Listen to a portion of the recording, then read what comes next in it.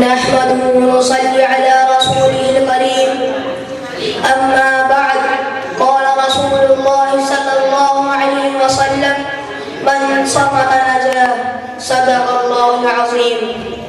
معزز حاضرین، اسٹیج پر بیٹھے علماء کرام اور میرے بزرگوں، السلام علیکم ورحمۃ اللہ وبرکاتہ۔ آج میری تقریر کا عنوان ہے زبان۔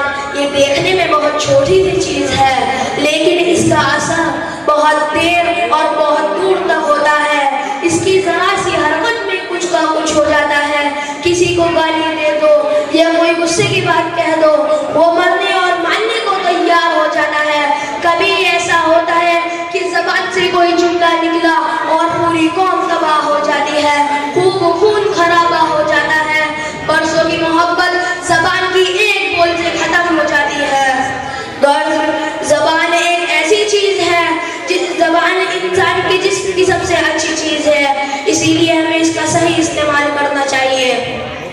حکیم لقمان سے اس کے مالک نے کہا کہ بکری کے جسم کی سب سے اچھی چیز لاؤ۔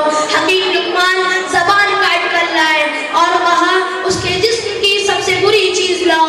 حکیم لقمان پھر زبان کا دوسرا ٹکڑا کاٹ کر لائے اور بتایا یہ ایک ایسی چیز ہے، اگر یہ اچھی ہے تو سارا جسم اچھا ہے، اگر یہ بگڑ جائے تو سارا جسم بیکار ہے۔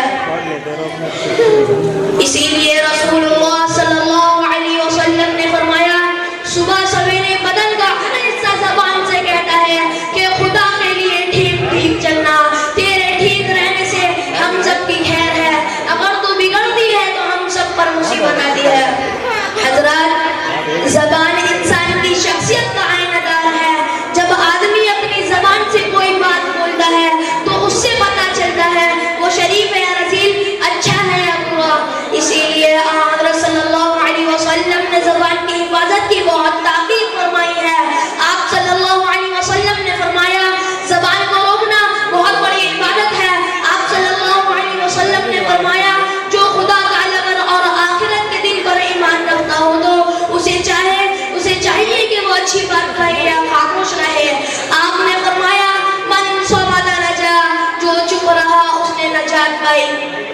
ایک دفعہ آپ نے ایک صحابی حضرت معاذ رضی اللہ عنہ سے فرمایا معاذ اس سے ڈرتے رہنا۔ حضرت محمد صلی اللہ علیہ وسلم نے فرمایا حضرت معاذ تم جانتے نہیں ہو کہ اس کی کرتوتوں سے انسان دوزخ میں پہنچ جاتا ہے۔